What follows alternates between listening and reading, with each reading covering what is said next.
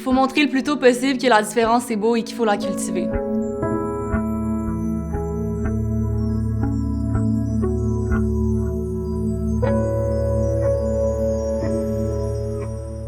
Je pense que les jeunes font vraiment partie de la solution quand on parle d'inclusion et de diversité, parce qu'on s'entend, personne vient au monde raciste, homophobe ou avec un certain désir de discriminer. C'est vraiment quelque chose qui n'est pas inné, c'est ce qu'on apprend à cause de notre environnement.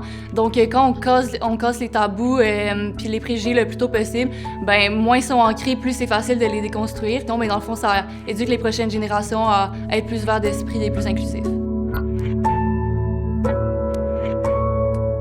Donc, je pense que quand on parle de solutions, la première étape, c'est de reconnaître que pour contrer le racisme systémique, il faut aussi des solutions systémiques.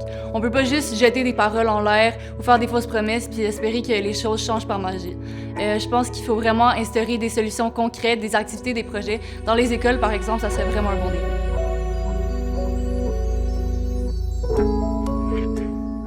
On se demande souvent, ça revient à qui ce devoir-là d'éduquer les gens sur la discrimination.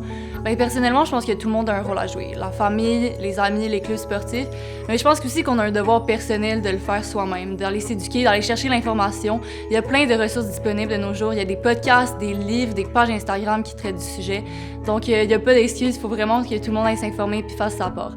Mais là, il ne faut pas nier non plus que l'école, ça existe puis c'est le point commun de tous les jeunes. Fait que je pense que c'est super important aussi d'instaurer des programmes dans les écoles primaires et secondaires.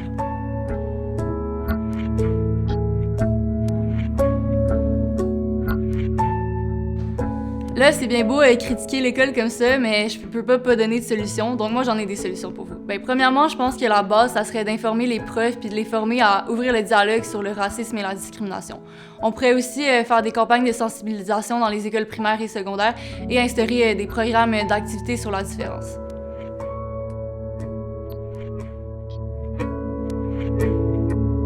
Si j'avais quelque chose à changer plus concrètement dans le système d'éducation, c'est la façon dont on donne les cours d'histoire. Parce qu'au travers de mon expérience, j'ai remarqué que tout ce qui s'est passé avec les génocides, la colonisation, aussi tout ce qui s'est passé avec les Premières Nations, les histoires sont beaucoup romancées, puis priorisent un peu plus le point de vue des Blancs dans cette histoire-là. Puis je pense que c'est justement ça le problème central de ce qui se passe en ce moment, c'est qu'on met de côté la réalité pour justement pas y faire face. Mais quand on y repense, c'est en censurant comme ça que rien bouge, rien avance. Il faut frapper les gens pour que tout le monde se réveille puis qu'on commence vraiment à avoir les discussions nécessaires pour qu'il y ait un vrai changement qui se passe. S'il y avait un message que je pouvais passer, ça serait vraiment d'agir maintenant parce que c'est le moment plus que jamais justement de faire de la sensibilisation. Avec tout ce qui se passe, les dialogues commencent à être ouverts. Fait que je pense vraiment que c'est notre opportunité en tant que génération de faire tout pour le mieux. Puis justement, c'est notre génération et les prochaines générations qui vont être au pouvoir, qui vont faire nos futurs enseignants, qui vont faire nos futurs politiciens. C'est nous qui vont pouvoir vraiment faire une différence dans nos milieux. Fait qu'il faut être bien informé, en parler, être éduqué pour pouvoir vraiment faire une différence pour nos prochains.